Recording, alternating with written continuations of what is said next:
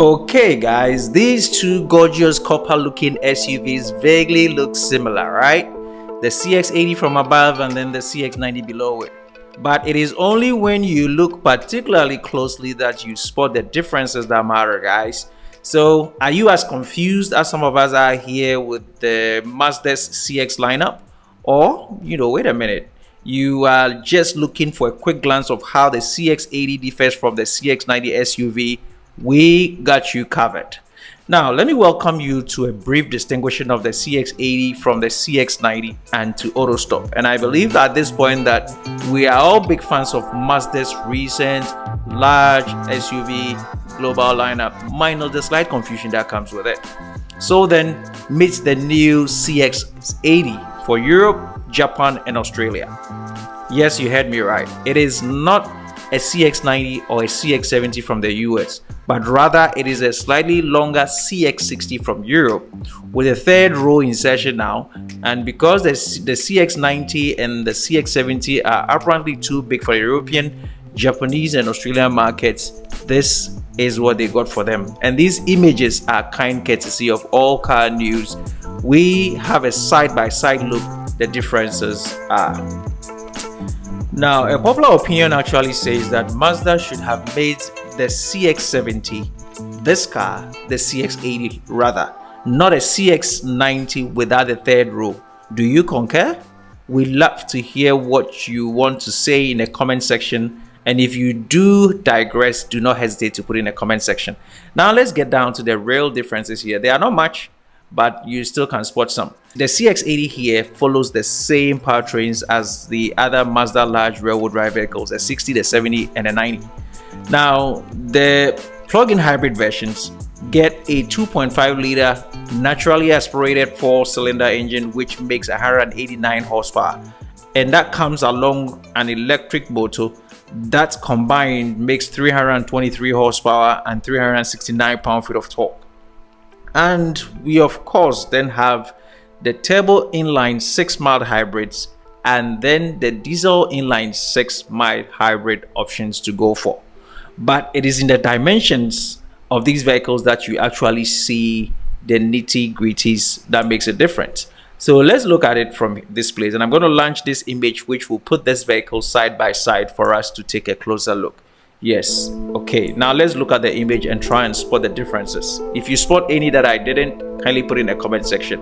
Now, the CX-80 is above, the CX-90, which will double as the CX-70, is the one that we see below. Wherever there is a difference, I will just push it out. Now, in terms of length, the CX-80 from above measures 196.6 inches long. When you jump onto the CX-90 or the 70, you get a length of 201.6 inches long. That is about 5 inches thereabout in terms of the difference in length. Now, they carry the same wheelbase, which is 122.8 inches for the wheelbase on the CX-80 and then on the CX-90. The other big difference will be in the tallness. Now, you realize that the CX-90 is a little bit taller than the CX-80. The CX-90 is 68.2 inches tall, while the CX-80 is 66.3 inches tall. That is also about 2 inches in terms of difference. Same with the width. Now, when it comes to the width of the CX-90, you are looking at 77.6 inches. When you jump onto the CX-80 from above, you are looking at 74.4 inches. That is also about 2 inches there. That makes a difference. But it doesn't really end there.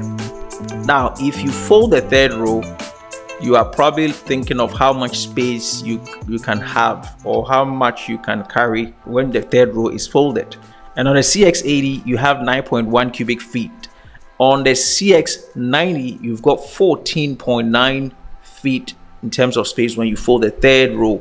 And when you fold the third row and the second row, you get 75.2 cubic feet of space there.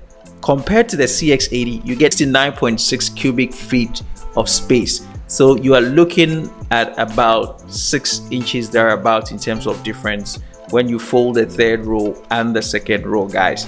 So basically the difference is actually in the size, in the dimensions, and the interior is basically about the same, just enlarged, and they are refined as well.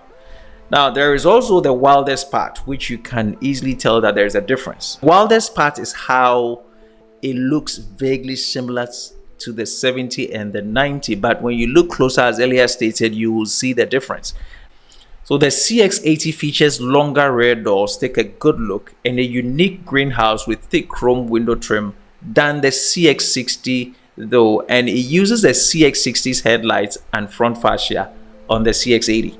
So the CX80 also have a third row with 6 or 7 passenger options, just like the 90 and 70, though with less room in this case because of the dimensions that we've spoken about. All in all, these vehicles are very gorgeous copper looking vehicles, and Americans will be getting the CX70 soon, and the Europeans and the Japanese and the Australians will get the CX80 in addition to the CX60, guys.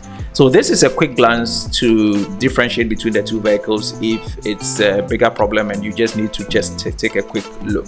Right, thank you so much. Have a great day until meet same time again. Bye bye.